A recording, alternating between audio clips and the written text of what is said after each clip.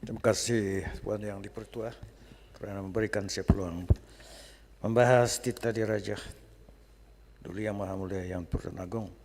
Saya juga ingin menjunjung kasih ke atas Tita Diraja ke bawah tuanku yang juga mengutamakan agenda rakyat dan kemakmuran negara. Tuanku juga menyentuh tentang perlunya semangat kerjasama di antara kerajaan persekutuan dan kerajaan negeri, di mana setiap tindakan dan keputusan mestilah dibincang secara sepakat demi masa depan rakyat dan negara. Dalam kesempatan ini saya juga ingin mengucap syabas dan tahniah kepada kerajaan Madani dan Yang Amat Berhormat Tambun selaku Perdana Menteri di atas kejayaan mengutip hasil yang terbanyak dalam sejarah pada tahun 2024, kadar pertumbuhan KDNK yang mencapai 5.9% dengan perdagangan melipasi 2 triliun ringgit Malaysia pada 9 bulan pertama. Pelaburan bertambah berkaitan teknologi tinggi dan digital serta nilai ringgit kembali kukuh dan kadar pengangguran kekal rendah. Walau pun kerajaan fokus kepada pembenteras rasuah dan telah guna kuasa, tidak kurang pentingnya kerajaan juga harus menyelesaikan masalah-masalah pokok dan cabaran-cabaran yang dihadapi oleh negara dan rakyat. Antaranya cabaran dihadapi negara sekarang dan diwarisi oleh kerajaan Madani adalah isu-isu berkaitan Sabah dan Sarawak, di mana banyak perkara tertunggak sekian lama sehingga ketidakpuasan hati yang kian terpendam dan sekarang kini tercetus dan terbongkar. Antaranya isu hak-hak keistimewaan, hak otonomi dan hak perlembagaan yang dipersetujui semasa penubuhan Malaysia. Isu-isu ini perlu diselesaikan. Contohnya hak perlindungan perlembagaan atau constitutional safeguard seperti terkandung dalam peringgan 6 dan peringgan 7 laporan IGC, dan pindaan perlembagaan memerlukan persetujuan Sabah dan Sarawak di bawah artikel 161E perlembagaan. Isu 40% hasil bersih juga perlu diselesaikan. Ini perlu diutamakan dan review mandatory dilaksanakan setiap 5 tahun seperti dikehendaki di bawah artikel 112 di perlembagaan. Hak milik minyak dan gas dan yang keluar dari perut bumi Sabah Sarawak perlu penyelesaian berpandukan perlembagaan dan undang-undang berkaitan.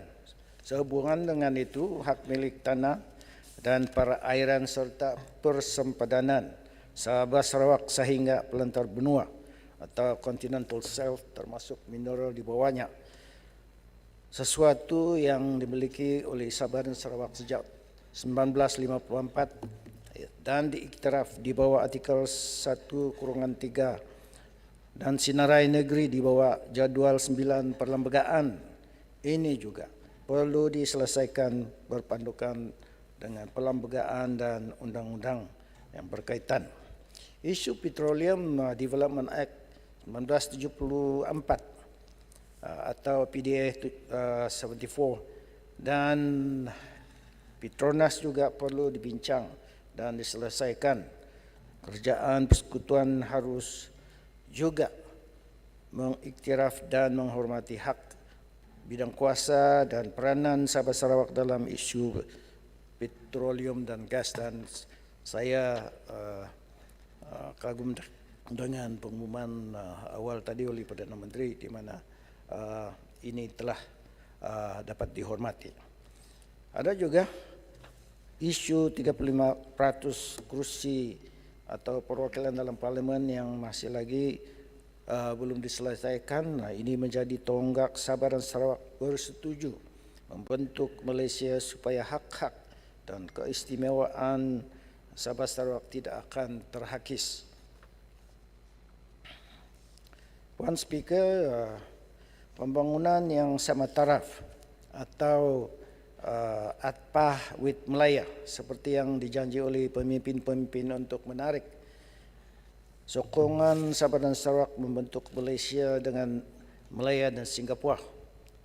Ini telah gagal dilaksanakan yang terbukti dengan Sabah Sarawak antara negeri-negeri yang termundur dan termiskin di Malaysia.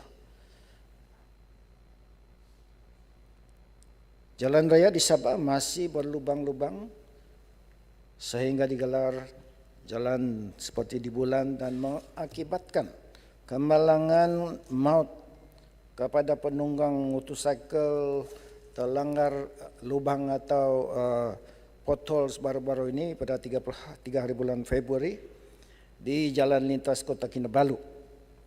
Dan kerajaan negeri telah dipersalahkan sedangkan tanggungjawab jalan raya dan bekalan rating adalah tanggungjawab kerajaan pusat. Saya ingin menyentuh sedikit tentang isu peruntukan pembangunan yang kadang-kala mengelirukan.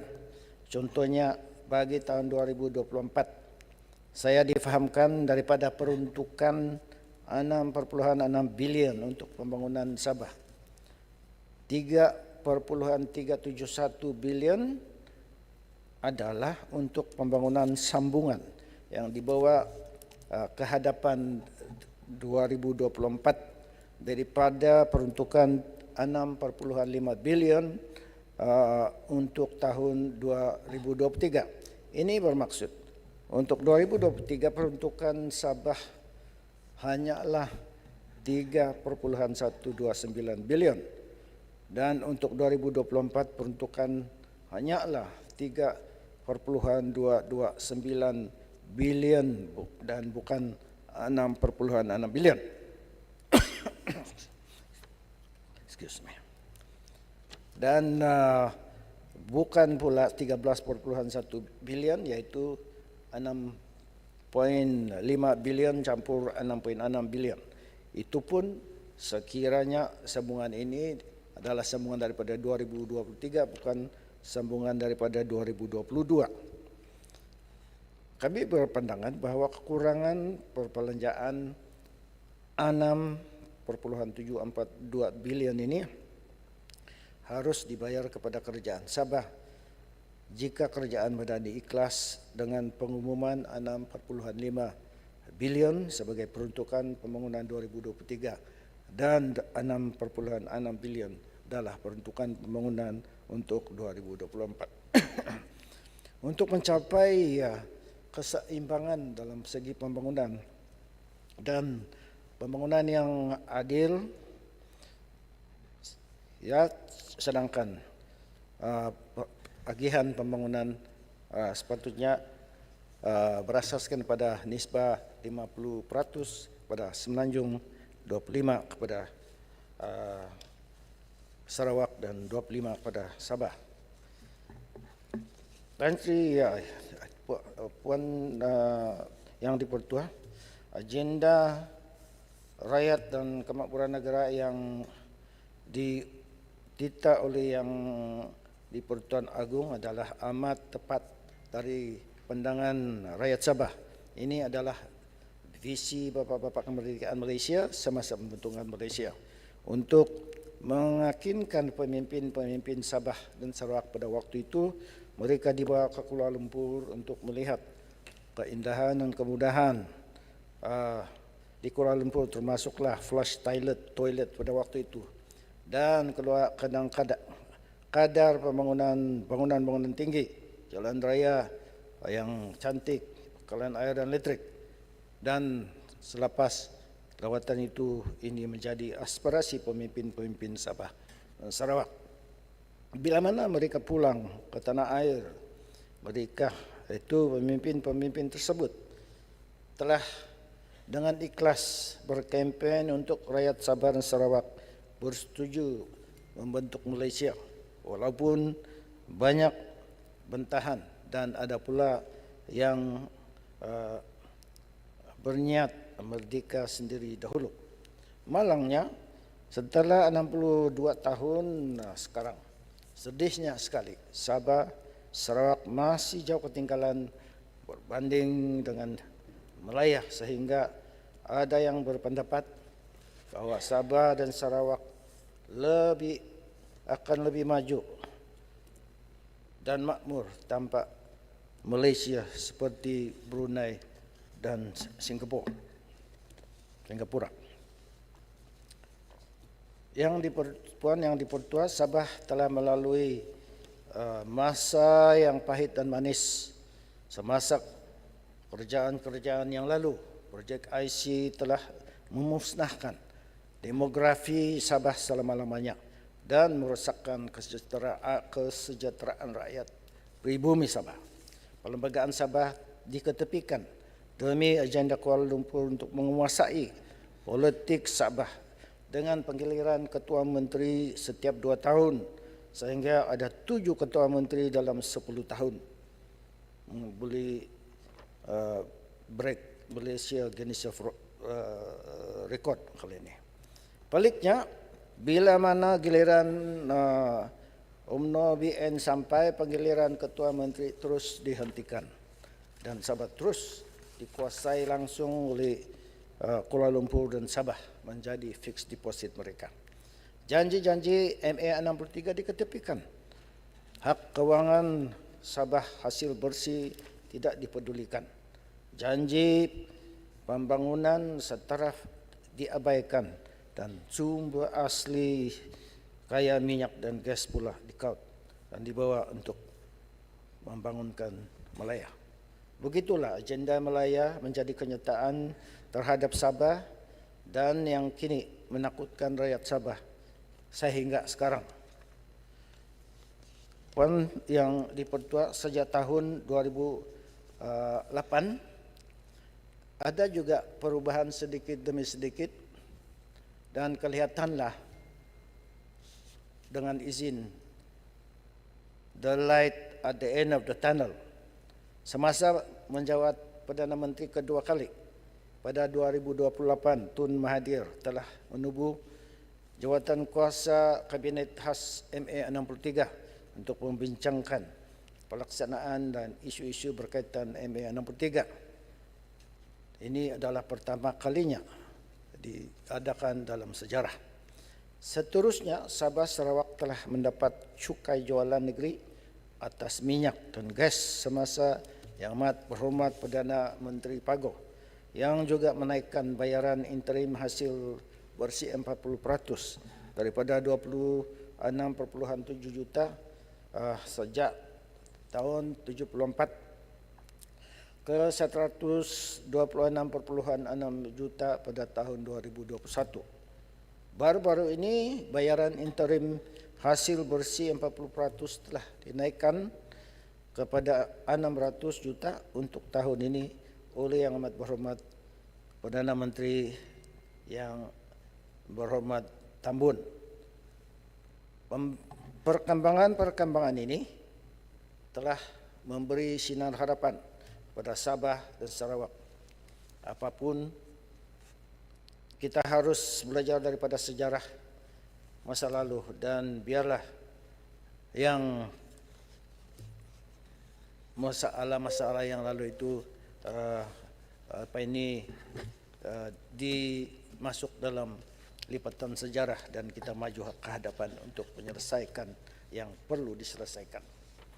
Oleh sebab itu, kerjasama kerajaan persekutuan dan kerajaan negeri perlu membawa perubahan yang baru, yaitu perubahan sikap dan layanan Kuala Lumpur terhadap Sabah dan Sarawak.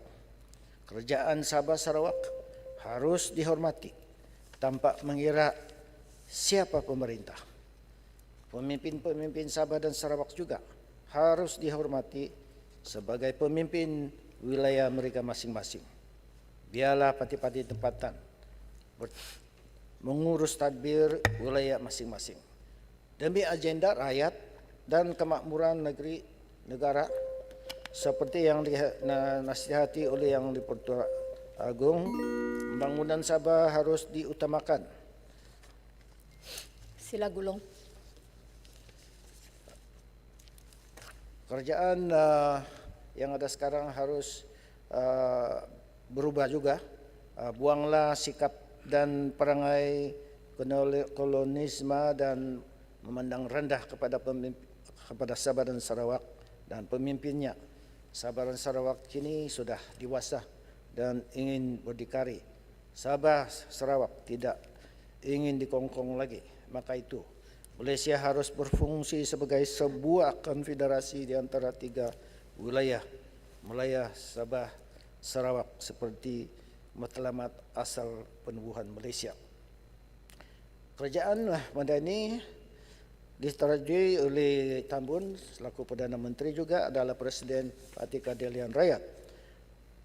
Maka itu please do justice for Sabah seperti yang terkandung di dalam buku Justice for Sabah.